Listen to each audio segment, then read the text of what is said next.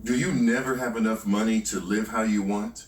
Is your debt increasing even though you tend to only buy what you need? Does it sometimes seem like lazier or less observing or less deserving people have more money than you? Do you think that money should be easier to obtain? Simpler? Let's get into it.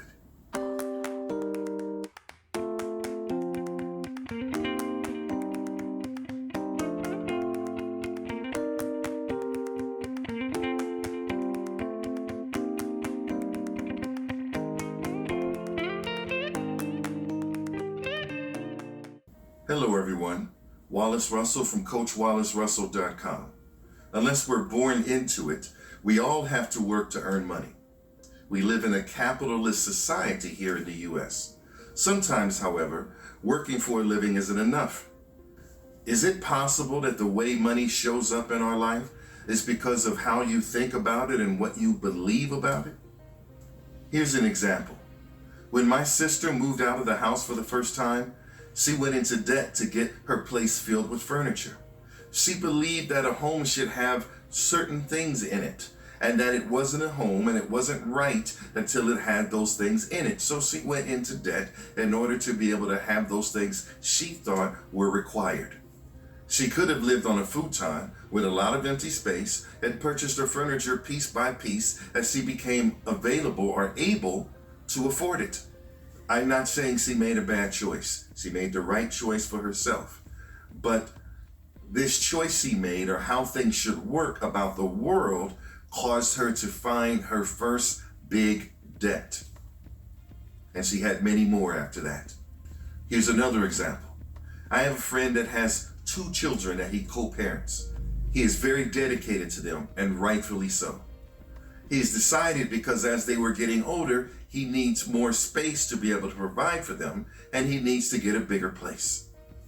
The challenge is he's not making a whole lot of money. I mean, he can certainly pay his bills, but he's not able to save much, and he's not making enough money to get a bigger place. So he's going to find a job that pays him more. When he gets that job, and I certainly believe he will, he's a very capable individual. When he gets that job that pays him more, that extra money that he will make from that new job will go to pay for a larger place for them to live. But when that's done, he'll still be as broke as he is now. But because he has a definition on what he should provide and how that needs to look, the way money is showing up and available to him is constrained by that belief. Here's some questions for you. Is the cost of how you live your life more than the money you earn? You can certainly find a way to make more money.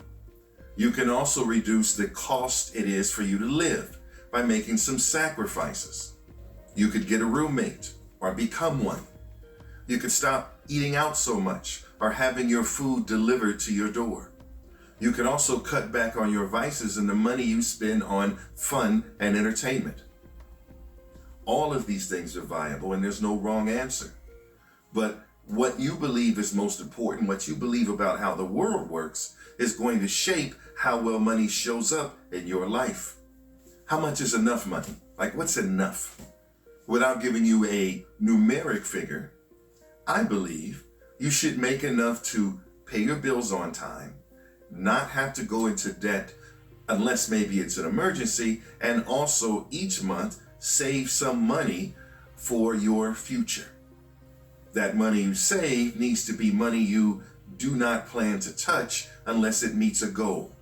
It's not money that you save for a vacation that you take later this year and then have no more money saved. You will probably need to save more than that.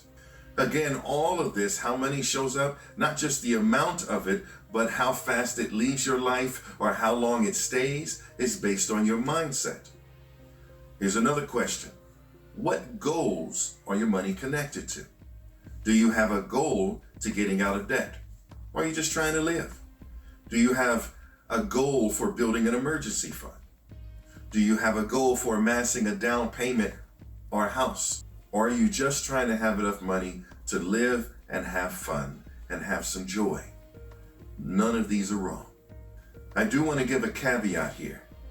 If you choose to cut back, you should be saving. I have a friend who decided to stop playing video games because he was spending so much on them. But then a month later or 2 months later, I asked, are you saving more money? He said no, so he stopped spending that money for video games, but it didn't go anywhere. He just spent it on something else. If you choose to stop doing something or to cut back because it's not in alignment with your goals, then there should be a corresponding increase in saving. Otherwise, you didn't stop for the right reason, or you're not taking advantage of the fact that you stopped. So if you start saving money, or let's just say stop spending so much money, but you're not saving, what is the difference? Another question, does your personal standard of living match your income and spending? Are you actually looking at the numbers? There are people that I work with that do not have a budget, not a budget to live strictly by, but to be aware of the money that they are spending and in what area. There are a lot of automated things you can use. I use Mint, for example. It keeps track of all the money that's going and coming in my life, and I can see I'm spending too much or not enough on this, I'm spending too much or not enough on this, and what's going into my savings, and I can track that over time. But that requires you to really look at the numbers. And a lot of people are very disappointed with those numbers in their head, so they don't look closely. They just live. It can be very stressful. This video is not about the answer to how you should deal with money. Not at all. It's about asking some key questions. What is your relationship with money?